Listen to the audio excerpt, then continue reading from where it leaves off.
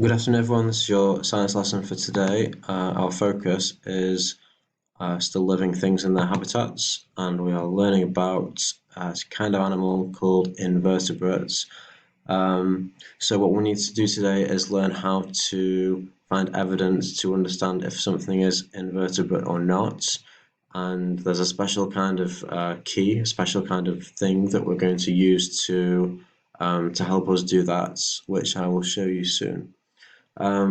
This is a lesson that, in a perfect situation, we would be able to do in a classroom, starting together, and then probably going outside to find some of these animals and see them in real life.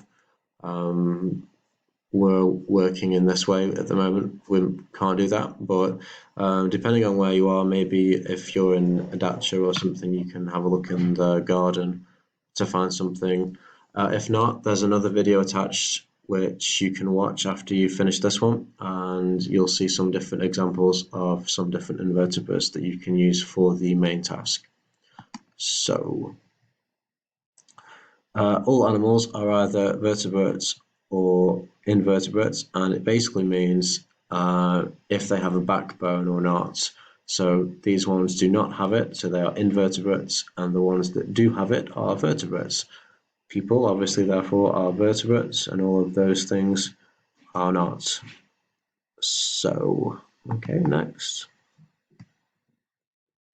Within the group of invertebrates, there are different kinds of bodies, and we are going to work out how to tell what those are firstly, and then see how carefully we can classify them. So, of all the animals in the world, 98% of them are invertebrates, and that's quite a lot.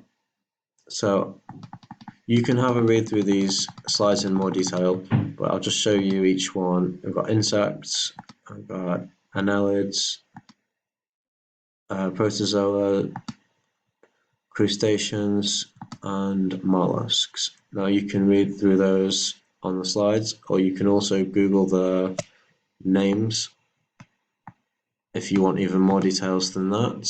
And also arachnids. Those are the perhaps more scary looking ones for some people. Okay, and we've also got echinoderms. So, we'll go next. Okay, don't need that one. So they often inhabit small homes called microhabitats, and here are some different ones. We've got short grass, stones and rocks, fallen leaves, soil, grass, wood. So it's all outdoor things pretty much. Okay.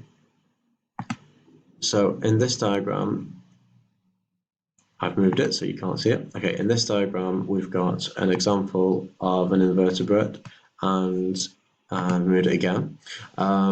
Here you have something quite similar to what you're going to do. So you'll choose an invertebrate, maybe from the video, maybe you'll find one of your own on the internet, write the name of the animal, and draw a diagram of the invertebrate. So draw how it looks, and include all of the body parts you can see, you can find, to help us to identify what kind of invertebrate it is.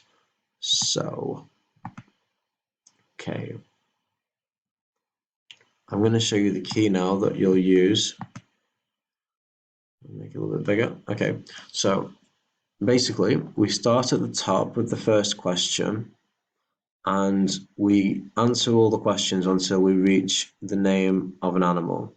And when we've got the name, we finished. We identified our invertebrate. So the first question. So you have to get your picture ready.